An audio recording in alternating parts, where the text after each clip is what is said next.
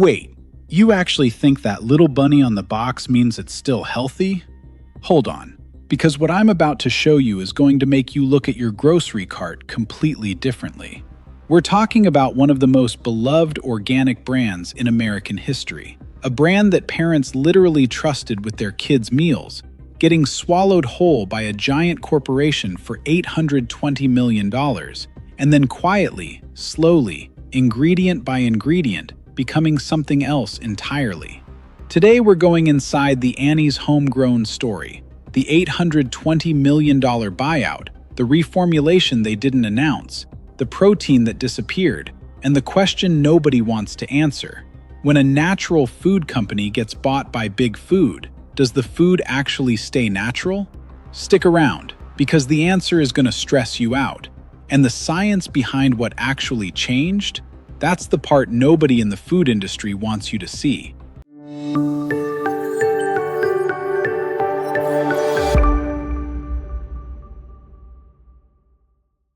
Okay, so picture this. It's 1989. A woman named Annie Withey is living on a farm in Hampton, Connecticut. She's got bunnies hopping around, literally, and she's got this idea that she can make a mac and cheese product that's better than the blue box everybody grew up with. No artificial dyes, no synthetic preservatives, real cheese, simple ingredients. She called it Annie's Homegrown, and she literally put her home address on the box and said, basically, if you don't like it, write to me. Which is incredible. Imagine Kraft doing that. And here's the thing, people loved it, like genuinely loved it. It wasn't just food. It became this sort of cultural statement for families who wanted something different, something they could feel okay about feeding their kids. The little rabbit mascot, Bernie the Bunny, became iconic. By the early 2000s, Annie's was growing like crazy. They went public in 2012, ticker symbol BNNY, which is, come on, adorable, and the stock absolutely exploded. On its first day of trading, it jumped over 89%. 89%. Wall Street lost its mind. Because what investors saw was a company that had cracked the code. People would pay more for food they trusted. And that's exactly when the sharks started circling. General Mills had been watching Annie's for years, and in September 2014, they made their move. They offered $46 per share, a 51% premium above Annie's stock price, for a total deal value of approximately $820 million. The Annie's board unanimously accepted. John Foraker, Annie's president at the time, wrote this glowing post about how the partnership would let them scale the organic mission and reach more families. And sure, okay, that sounds great. A bigger platform, more resources, more reach, noble stuff. Hey, real quick before we get to the part where things go sideways, I want to know, do you still buy Annie's? Drop a comment below.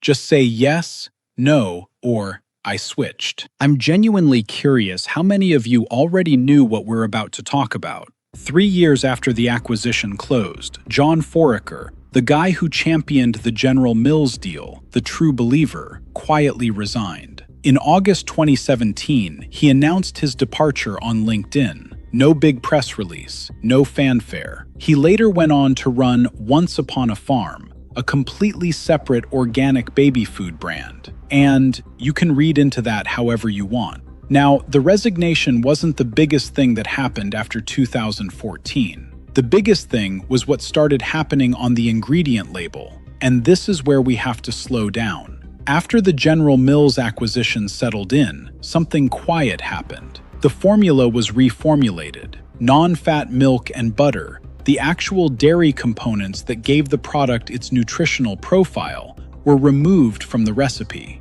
In their place, cornstarch. Cornstarch, as in the stuff you use to thicken gravy. And when researchers and food journalists started comparing the old nutrition panels to the new ones, the numbers told the story. And General Mills described these changes in their marketing language as a delightful upgrade. A delightful upgrade. Let's just sit with that for a second. When researchers started comparing the old nutrition panels to the new ones, The numbers told the story. Protein content dropped approximately 22%. Calcium dropped approximately 22%. Sodium went up. You remove real cheese components, add cheap cornstarch as a filler, the product becomes nutritionally inferior in a measurable and documented way. Now, is this illegal? No. Food companies are allowed to reformulate their products whenever they want. As long as the new ingredients are food safe and accurately labeled, there's no law being broken here. And technically, Annie's still uses organic ingredients. They didn't switch to conventional agriculture overnight. But here's the scientific reality. When you remove protein and calcium from a product marketed primarily to children, and you replace those nutrients with a carbohydrate filler, you are making a nutritional downgrade by any objective measure. The protein in cheese provides essential amino acids. Calcium is critical for pediatric bone development. A 22% drop in either of those isn't trivial, especially in a product that many parents rely on as a regular meal for their kids. The science of ingredient substitution is actually a well-developed field. Food technologists call it reformulation, and it's a standard tool in every major food corporation's cost reduction playbook. When ingredient costs rise, or when a corporation needs to hit quarterly earnings targets, the food scientists get called in and asked, what can we swap, and how little will the consumer notice? The adorable, trustworthy branding? That stays exactly the same, because the branding is why you still buy it. The bunny didn't change, the food did. And that's the most elegant trick in the corporate acquisition playbook. The Annie's story isn't just about one brand. It's the first chapter in a pattern that plays out, as we're going to show you across this entire series, over and over again, with brand after brand after brand. Small, beloved, health-focused company gets acquired. Promises are made. The recipe changes. The branding stays the same. Here's what you can actually do.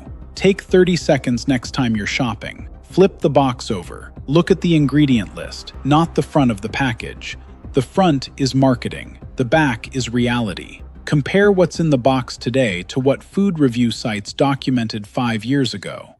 And if this story already has you thinking about another brand you love, stay with us. Because next episode, we're going into something that millions of Americans drink every single day, thinking it's basically a smoothie from a farmer's market. And wait until you hear about the sugar situation. It's a lot.